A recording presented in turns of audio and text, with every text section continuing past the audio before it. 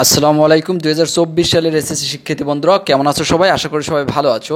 2024 সালে যারা তোমরা এসএসসি পরীক্ষা দিয়েছিলে, রেজাল্টের পর অনেকেই পুনর্নিরীক্ষণের জন্য আবেদন করেছো, অর্থাৎ বোর্ড চ্যালেঞ্জ করেছো।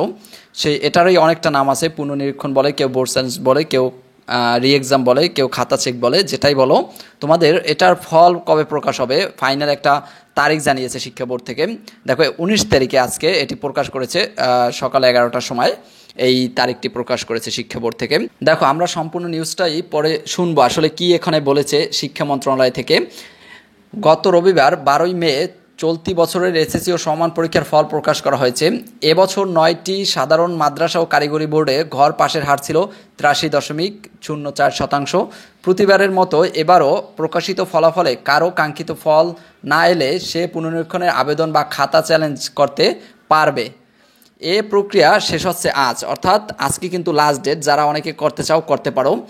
এবছর ফল পুনরীক্ষণের রেজাল্ট কবে জানা যাবে এমন প্রশ্নের উত্তরে ঢাকা মাধ্যমিক ও উচ্চ মাধ্যমিক শিক্ষা বোর্ডের চেয়ারম্যান অধ্যাপক তপন কুমার সরকার দ্য ডেইলি ক্যাম্পাসকে জানান, নীতিমালা অনুযায়ী ফলাফল প্রকাশের 30 দিনের মধ্যে ফল পুনরীক্ষণের প্রক্রিয়া সম্পূর্ণ করতে হয়।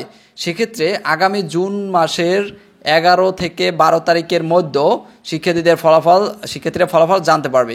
দেখো এর আগে আমি একটি ভিডিওতে বলছিলাম যে 8 তারিখে দিতে পারে, সেটা হচ্ছে জুন মাসের 8 তারিখে, কিন্তু তারা বলছে যে না 11 তারিখে দেবে কিংবা 12 তারিখে। ঘুরে ফিরে কিন্তু 8, 9, 10 বা 11, 12 এর ভিতরেই দেবে আর কি, এমনটাই। তো আমি এর আগে এসএসসির ফলটা কিন্তু 12 তারিখে বলছিলাম, মে মাসের 12 তারিখে কিন্তু দিয়েছে, কিন্তু তার আগে কিন্তু বোর্ড থেকে বলছিল যে আমরা না আগে দিব, আরও 7 তারিখে দেবো, 8 তারিখে দেবো।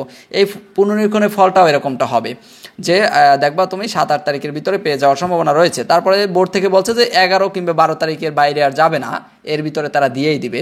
কারণ এটা কেন তারিখটা গুরুত্বপূর্ণ, অনেকেই কলেজে ভর্তি হবা যারা ফেল করেছো, কিংবা অনেকের ভালো একটা রেজাল্ট থাকলে ভালো একটা কলেজে চান্স পাবা, এই জন্য কবে রেজাল্টটা দেবে এটা অনেকেই জানার আগ্রহ থাকে।